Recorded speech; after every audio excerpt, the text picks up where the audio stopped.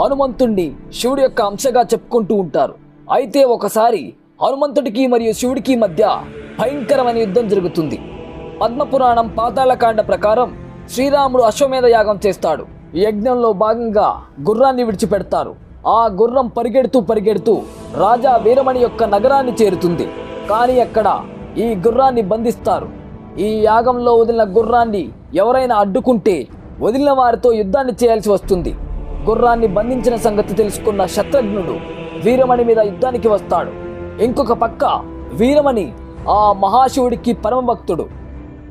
ఈ యుద్ధంలో తానే గెలవాలని శివుడిని సహాయాన్ని కోరుతాడు. శివుడు కూడా అతనికి సహాయం చేయడానికి సిద్ధం అవుతాడు. కానీ ఎప్పటి వరకు అంటే శ్రీరాముడు యుద్ధానికి దిగినంత వరకు మాత్రమే అని షరతు పెట్టి ఒప్పుకుంటాడు. యుద్ధం మొదలైంది. శివుడు వీరభద్రుడు రూపం దాల్చి యుద్ధానికి దిగుతాడు. ఒక మోస్తారు యుద్ధం జరుగుతుంది. ఇందులో భరతుడి కుమారుడు